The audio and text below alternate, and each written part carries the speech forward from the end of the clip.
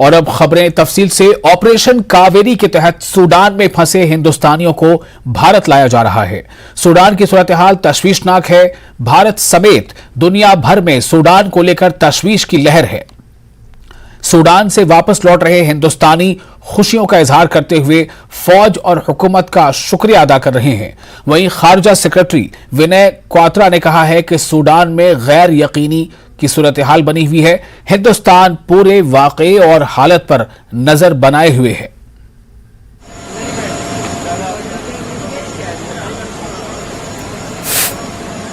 बहुत अच्छी तरह से हमको लाया गया, बहुत वीआईपी सर्विस हमको मिली है। इंडिया और सबको सैल्यूट है, एयरपोर्ट को सबको बहुत अच्छा है, बहुत अच्छा लगा। So when we talk about Operation Kaveri, naturally there would be a degree of focus on number of Indians who are stuck in Sudan, how many have come back, how many we are planning to bring back, which is a very significant and probably the most important consideration for Government of India. But I would also suggest to you to keep in mind the ecosystem in which this exercise of assisting and bringing back the stranded Indians is taking place. So far, it is our estimate that roughly 3,400 internationals have either registered online or they are in touch with the embassy. More specifically, I think 3,000 odd have already registered online, 3,100, and roughly an additional 300 are in touch with the mission. You would have seen reports, of course, that the Honorable Prime Minister last Friday chaired a high-powered meeting in which he personally reviewed and directed the officials of Government of India to take all suitable measures to assist and bring back these stranded Indians. और अब रुख करते हैं Karnataka assembly में चुनाव तशहीर को लेकर उठ रहे तनाजे से की खबर का। कर्नाटक असेंबली चुनाव की तशहीरी मुहिम के दौरान कांग्रेस सदर मल्लिकार्जुन खड़गे ने मुतनाज़ा बयान दिया। खड़गे ने कहा कि मोदी जहरीले सांप की तरह हैं, आप उसे जहर समझें या न समझें, लेकिन अगर आप इसे चखेंगे तो मर जाएंगे। आप सोच सकते हैं कि क्या यह सही में जहर है। मोदी एक अच्छे इंसान हैं, उन्होंने जो दिया है उसे हम देखेंगे। आप जैसे ही इसे चाटेंगे तो पूरी तरह से सो जाएंगे। मत ನೀವೇನಾದರೂ ತಪ್ಪು ತಿಳ್ಕೊಂಡ್ರಿ, ಮೋದಿ ಅಂದ್ರೆ ಈ ವಿಷದ ಹಾವಿದ್ದಂಗೆ. ನೀವಂದ್ರೆ ಇದು ವಿಷ ಅದ ಇಲ್ಲ ನೋಡೋಣ, ಸ್ವಲ್ಪ ನೆಕ್ ನೋಡೋಣ ಅಂತ ನೆಕ್ಕಕ್ಕೆ ಹೋಗಿರಿ, ನೆಕ್ಕರು ಸತ್ತ. ಇಲ್ಲ ಇದು ವಿಷ ಅದಾನೋ ಎಲ್ಲೋ ಮೋದಿ ಕೊಟ್ಟಣ, ಒಳ್ಳೆ ಮನುಷ್ಯನ ಪ್ರಧಾನ ಮಂತ್ರಿ, ನಾವು ಸ್ವಲ್ಪ ನೋಡೋಣ ನೆಕ್ ನೋಡೋಣ ಅಂತ ಹೇಳಿ ಆ ವಿಷವನ್ನ ನೆಕ್ ನೋಡಿದ್ರೆ ನೀವು ಮಲಗೇ ಬಿಡ್ತೀರಲ್ಲೇ। और बीजेपी ने मल्लिकार्जुन खड़गे के बयान की शदीद मजम्मत की है। बीजेपी ने कहा कि कांग्रेस लगातार सतह से नीचे गिरती जा रही है। उनकी बौखलाहट से पता चलता है कि कर्नाटक में कांग्रेस की जमीन खिसक रही है।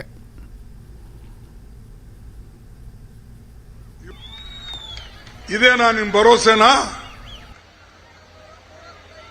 अब खड़गे जी को कांग्रेस ने अध्यक्ष तो बना ही दिया है, पार्टी के अंदर कोई मान नहीं रहा। पोस्टर बैनर अभी भी गांधी परिवार के ही लगते हैं। तो खड़गे जी सोचते मैं ऐसा कौन सा अपमानित करने वाला स्टेटमेंट मोदी जी को दूं जो सोनिया जी से ही बद्दा हो। कभी कोई कहता है मौत का सौदागर, कभी कोई कहता है नीच, कभी कोई कहता है बिच्छू, कभी कोई कहता है मोदी तेरी कब्र खोदेगी। अरे इस भाषा का प्रयोग करती है कांग्रेस पार्टी, मोदी तेरी कब्र खोदेगी। शर्म आनी चाहिए इन कांग्रेस के नेताओं को, देश से माफी मांगनी चाहिए। जिस देश की जनता ने एक बार नहीं 2 बार पूर्ण बहुमत से नरेंद्र मोदी जी की सरकार को चुना, दुनिया भर में 3 साल से लगातार सर्वेक्षण हो रहे, सब सर्वाधिक लोकप्रिय नेता के रूप में नरेंद्र मोदी जी चुने जा रहे हैं। आप उनको सांप कहोगे, बिच्छू कहोगे, नीच कहोगे, कातिल कहोगे, कभी कुछ और कहोगे, कब्र खोदोगे। कांग्रेस वालों जिसकी जो खोदोगे वो तुम्हारे लिए होने वाला है। There is a poison in the mind of Karge. It is a prejudiced mind towards Narendra Modi ji and BJP because this kind of thinking comes because of desperation.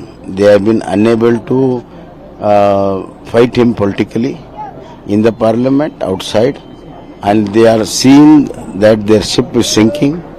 So desperately they are making all these kind of remarks, and they know that this election they are going to lose. So they talk all these good things. It is not befitting such a tall leader. Public will teach them a lesson. And anything which is talked against the great leader Narendra Modi ji, people will certainly not tolerate all this, and they will show them their place. हालांकि बयान पर तनाजा होने के कुछ देर बाद ही कांग्रेस सदर खड़गे ने सफाई देते हुए कहा कि उन्होंने पीएम मोदी के बारे में यह बात नहीं की। मैं शख्सी बयान नहीं देता। खड़गे ने ऐसा कहा, मेरे कहने का मतलब यह था कि उनके नजरियात साहब की तरह हैं। खड़गे ने कहा कि अगर उनके बयान से किसी के जज्बात मजरूह हुए हैं तो वो अपना बयान वापस ले लेते हैं और माफी मांगते हैं। ಭಾರತೀಯ ಜನತಾ ಪಾರ್ಟಿ ಅದು ಒಂದೇನಪ್ಪ ಅಂತಂದ್ರೆ ಹಾವಿದ್ದಂಗೆ ಅದಕ್ಕೆ ನೀವು ಹಿಂಗ ಸ್ವಲ್ಪ ಏನು ಹೇಳಿದೆ ನೆಕ್ ನೋಡ್ತೀನಿ ಅಂತಂದ್ರೆ ಅಲ್ಟಿಮೇಟ್ಲಿ ಅದು ಡೆತ್ ಅಪ್ಪ ಅಂತ ಹೇಳಿದೆ. ಅವ್ರಿಗೆ ಹೇಳಿಲ್ಲ ಯಾಕಂದ್ರೆ ನಾ ಹೇಳಿದ ಮೊದಲೇನೆ ವೈಯಕ್ತಿಕವಾಗಿ ನಾ ಯಾರಿಗೂ ಹೇಳೋದು ಇಲ್ಲ, ಈಗೂ ಹೇಳಿನಿ ವೈಯಕ್ತಿಕವಾಗಿ ಯಾರ ಬಗ್ಗೆ ನನಗೆ ಅಸೂಯಿಲ್ಲ. ಆದ್ರೆ ನಿಮ್ಮ ಐಡಿಯಾಲಜಿ ಏನಿದೆ ಅದು ಒಂದು ವಿಷಯದಂಗಿದೆ. ಆ ಐಡಿಯಾಲಜಿ ನೀವು ಸಪೋರ್ಟ್ ಮಾಡಿದ್ರೆ ನಾ ನೆಕ್ ನೋಡ್ತೀನಿ ಅಂತಂದ್ರೆ डेथ इज सर्टन। और वजीर आजम मोदी ने कर्नाटक में बीजेपी के कारकुनों से खिताब करते हुए कांग्रेस पर निशाना साधा। पीएम मोदी ने कांग्रेस के चुनावी वादों पर कहा कि जिस पार्टी की वारंटी ही खत्म हो चुकी है तो उसकी गारंटी का क्या मतलब है। मोदी ने कहा कि कांग्रेस सियासी रोटी सेकने के लिए रेवड़ी कल्चर को फरोग दे रही है।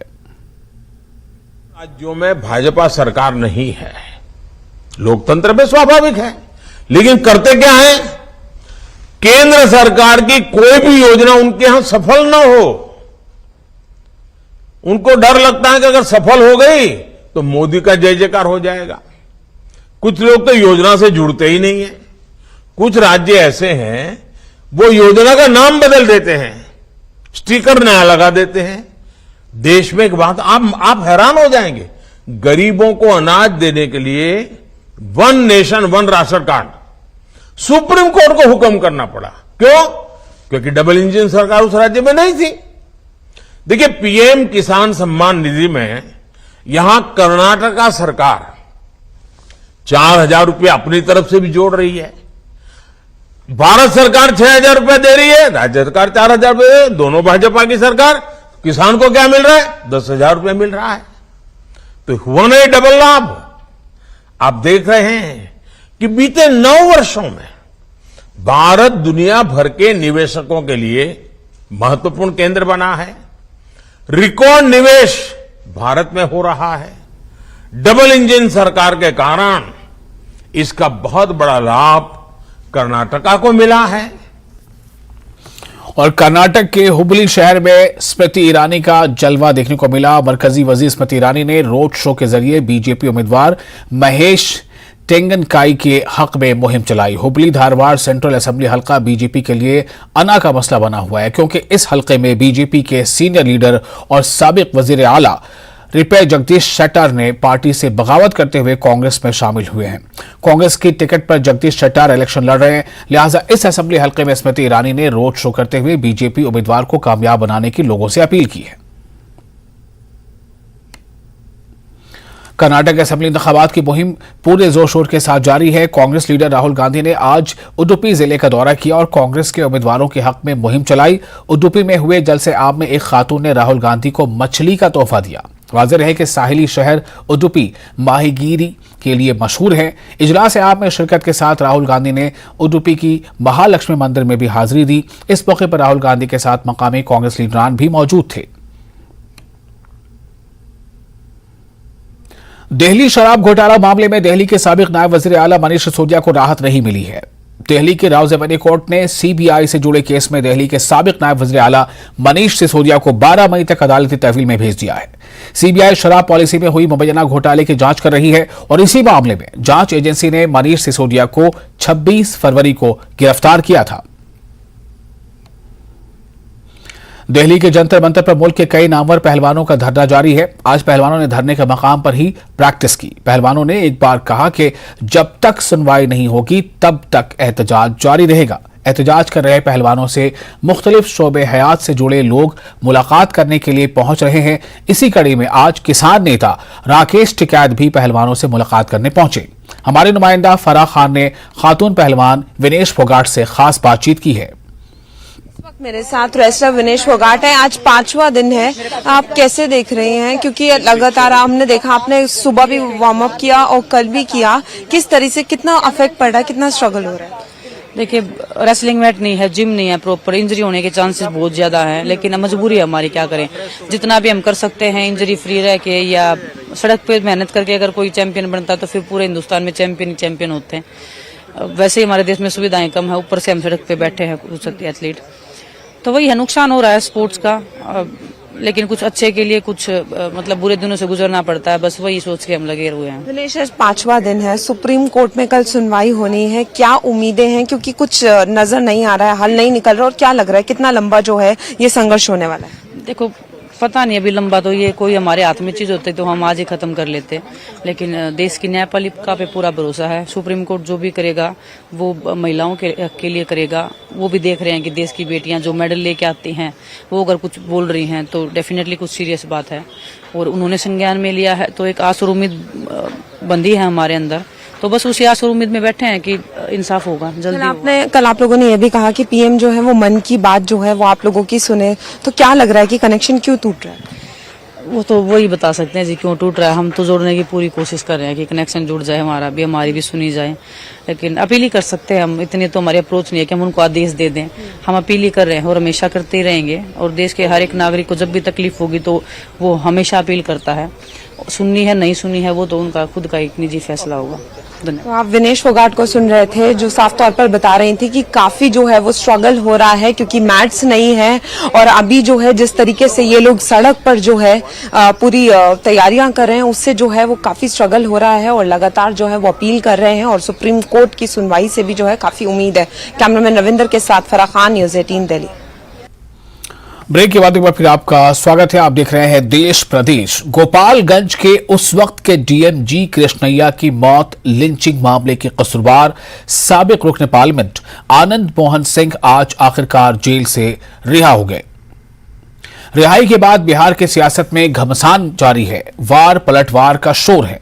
ये रिपोर्ट देखिए।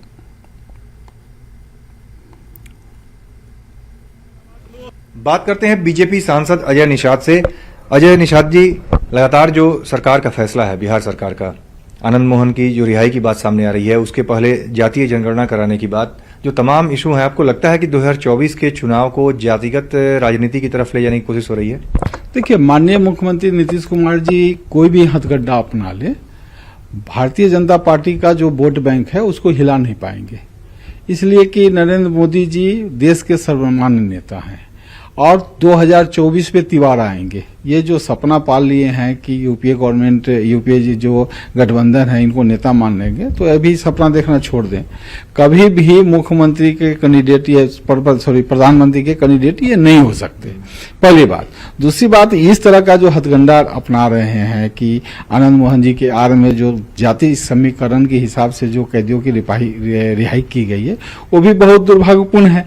पूरे देश में बिहार की किरकिरी हो रही है, दुर्दांत अपराधियों को छोड़ा गया है, और खासकर वोट की राजनीति को ये मतलब निशाना साध रहे हैं, तो कहीं से ही अच्छी बात नहीं है।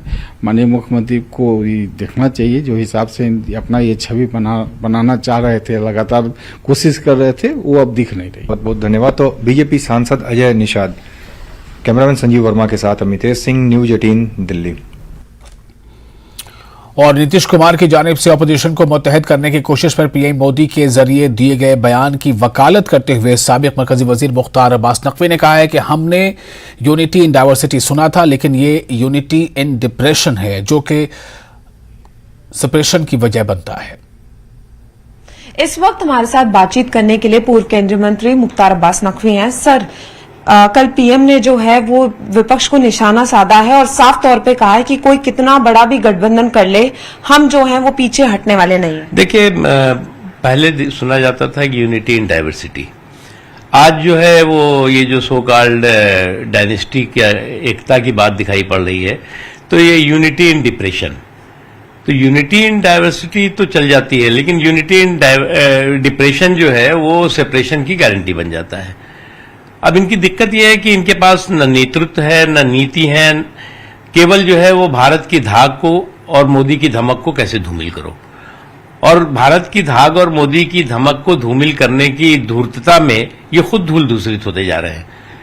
इसलिए पहले ये तय करें ना कि न नेता है इनके पास, न नीति है इनके पास, न कार्यक्रम है, उसके बाद भी कहेंगे जी हम तो 2024 में जो है वो सरकार बनाने जा रहे हैं। तो अभी इनको जो है वो किसी भी तरह से जनादेश का दूर तक का अंदाजा नहीं है और जुगाड़ की कोशिश में लगे हैं। सर, पीएम ने यह भी कहा है कि हम भ्रष्टाचार, भतीजावाद जो है इसको खत्म करके रहेंगे, इसका हमने संकल्प लिया है। देखिए, नरेंद्र मोदी जी शख्स नहीं है, एक शख्सियत है, और शख्स से शख्सियत बनने में वो गांव गरीब, किसान, झुग्गी झोपड़ी के इंसान, खेत खलियान, महिला, नौजवान, उनके सरोकार के प्रति संघर्ष करके संकल्प के साथ आगे बढ़े हैं। और आज अगर दुनिया में भारत की धाक और भारत और मोदी जी की धमक पूरे देश और दुनिया में दिखाई पड़ रही, तो उसका एक ही कारण है कि उन्होंने बिना रुके हुए, बिना थके हुए देश के विकास के लिए, देश के लोगों के विश्वास के लिए, देश की समृद्धि और सुरक्षा के लिए मजबूती से काम किया, जो कि कुछ लोगों को आज हजम हो नहीं रहा है। उन्हें ये लग रहा है कि हमने तो सोचा नहीं था कि जो मोदी जी ने कर दिखाया, तो इसलिए जो है वो अब कह रहे हैं कि जी हम तो गठबंधन करके जो है वो सरकार बना लेंगे। अभी जो है वो सूत में कपास और आपस में लट्ठम लट्ठा। सर, एक अंतिम सवाल है। पीएम ने यह भी कहा है कि 9 सालों में जो नीति बीजेपी ने लेकर चली है, उसके चलते बहुत लोग जो हैं वो भ्रष्टाचार नहीं कर पा रहे हैं, उसी के चलते जो है उनकी नाराजगी सामने आ रही है, लेकिन उनके लिए एक क्लियर मैसेज है कि मोदी जो है वो पीछे नहीं हटेंगे। देखिए, गुनाहों का गठबंधन बहुत नहीं चलता। अब क्या हुआ है कि ये जो जितने भी डायनेस्टी वाले लोग थे, उन डायनेस्टी वाले लोग जो है वो जिनको की गुनाहों की 100% छूट हुआ करती थी, वो ये सब इकट्ठा हो रहे हैं, कह रहे हैं जी मोदी के रहते तो ये सब हम नहीं कर पाएंगे। इसलिए जो है वो इकट्ठा होने से पहले ही उनके अंदर विरोधाभास और उनके अंदर कंफ्यूजन और कंट्राडिक्शन दिखाई पड़ रहा है। तो मुख्तार अब्बास नकवी जी को सुन रहे थे, जो साफ तौर पे कह रहे थे कि गुनाहों का गठबंधन नहीं चलता है। कैमरामैन हरीश के साथ फराह खान, न्यूज़ 18 दिल्ली। और जम्मू कश्मीर के लेफ्टिनेंट गवर्नर मनोज सिन्हा का कहना है कि जम्मू कश्मीर के तमाम अजला में जल्द ही इंसदाद इंसानी स्मगलिंग सेल यानी एंटी ह्यूमन ट्रैफिकिंग सेल कायम किए जाएंगे। उन्होंने श्रीनगर में इंसानी स्मगलिंग के खिलाफ कौमी सतह के बेदारी प्रोग्राम से खिताब किया। मनोज सिन्हा ने एक महीने में 4000 आंगनबाड़ी वर्कर्स और हेल्पर्स की भर्ती का भी ऐलान किया। इस मौके पर इस प्रोग्राम से चीफ जस्टिस जम्मू कश्मीर और लद्दाख जस्टिस एन कोटेश्वर सिंह ने खुसूसी खिताब किया। उन्होंने कहा कि खवातीन और बच्चों को दहशतगर्दों की जानिब से ढाल के तौर पर इस्तेमाल करना भी जिनसी इस्तेहसाल और स्मगलिंग का बाइस बनता है। खवातीन कौमी कमीशन की चेयरपर्सन रेखा शर्मा ने जम्मू कश्मीर में शादियों के नाम पर मगरबी बंगाल की खवातीन के इस्तेहसाल पर बात की। जम्मू कश्मीर प्रशासन के सभी जिलों में एंटी ह्यूमन ट्रैफिकिंग सेल की स्थापना और जैसा मेहता जी ने कहा और उसको सक्षम बनाने के लिए हम पूरी तरह प्रतिबद्ध हैं। 11 जिले में anti human trafficking cell functional है। बाकी जो 9 जिले हैं इनमें भी शीघ्र ही हम ऑपरेशनल करा देंगे। यूनियन टेरिटरी के सभी पुलिस स्टेशन में कुल मिलाकर 202 विमेन हेल्प डेस्क की स्थापना हम कर चुके हैं।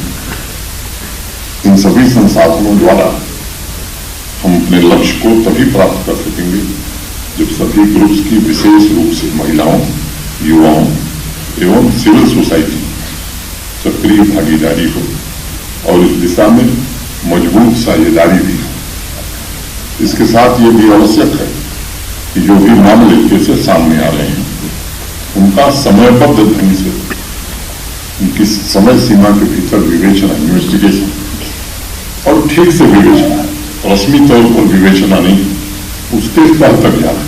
ये सच है, जम्मू कश्मीर में इस अपराध की संख्या देश के अन्य हिस्सों के मुकाबले कम नहीं, लेकिन ऐसा भी नहीं है हम निश्चिंत हो सकते। और मुझे लगता है जैसा मेरे पूर्व के वक्ताओं ने कहा कि गत वर्ष की जो वृद्धि है वो हमारे लिए खतरे की घंटी है। तो जो भी जम्मू कश्मीर के जिम्मेदार हमारे सहयोगी यहाँ हैं, उनसे मेरा आग्रह होगा कि हमें सजगता के साथ एक स्ट्रेटेजी के तहत मिलकर के काम करने की आवश्यकता है। मैं जानता हूं हमारे सुरक्षा बलों के जवान जिस तरह की परिस्थितियों में और जिस तरह के दबाव में काम करते हैं, बाकी के अन्य राज्यों में ये परिस्थिति नहीं है। मैं उनकी तकलीफ भी समझता हूं, बावजूद उसके मुझे गर्व है कि जिस बहादुरी से, जिस हिम्मत से, जिस निष्ठा से सुरक्षा बलों के जवान यहाँ काम कर रहे हैं, उसके सुखद परिणाम आम जनता को मिलने लगे।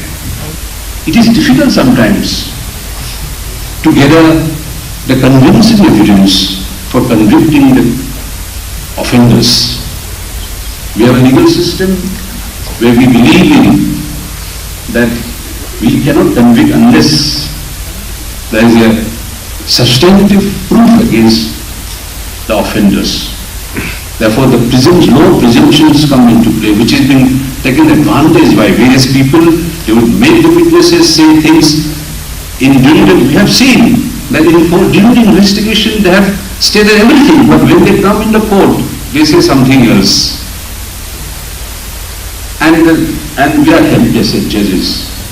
देखिए, जहाँ ड्रग हो, आर्म्स हो, वहाँ पे सेक्स ट्रैफिकिंग होती ही होती है। ये एजेंसीज अपनी आंखें बंद करके कह दें नहीं हो रही है तो ये अलग बात है। और आर्म्स की भी यहाँ पर है, ड्रग की भी है। ड्रग की इनफैक्ट लोग सोचते हैं पंजाब में सबसे ज्यादा, ऐसा नहीं है। आज किसी भी प्रदेश में देख लें आप, छत्तीसगढ़ देख लें, झारखंड देख लें, सब जगह ड्रग्स की ट्रैफिकिंग बहुत है। और J&K में बीइंग बॉर्डर एरिया बहुत ज्यादा है। बॉर्डर से आप वहाँ फेंक भी देते हैं तो ड्रग इधर पहुंच जाते हैं। आज ये सारी चीजों को, आर्म्स कितनी ज्यादा ट्रैफिकिंग है यहाँ पर, आर्म्स की। तो ये मनी चर्निंग, जैसे मैंने बोला, ये तीनों चीजें पैसा बनती हैं और इसमें हमारे लोकल लोगों को यूज किया जाता है। वो भी वल्नरेबल है क्योंकि उनके पास भी व्यवस्था नहीं, पैसा नहीं, तो वो इस चीज में वल्नरेबिलिटी दिखाते हैं। इसमें उनको भी मुझे लगता है सेंसिटाइज करने की जरूरत है। पुलिस फोर्स को भी सेंसिटाइज करने की जरूरत है। आम जनता को सेंसिटाइज करने की जरूरत है।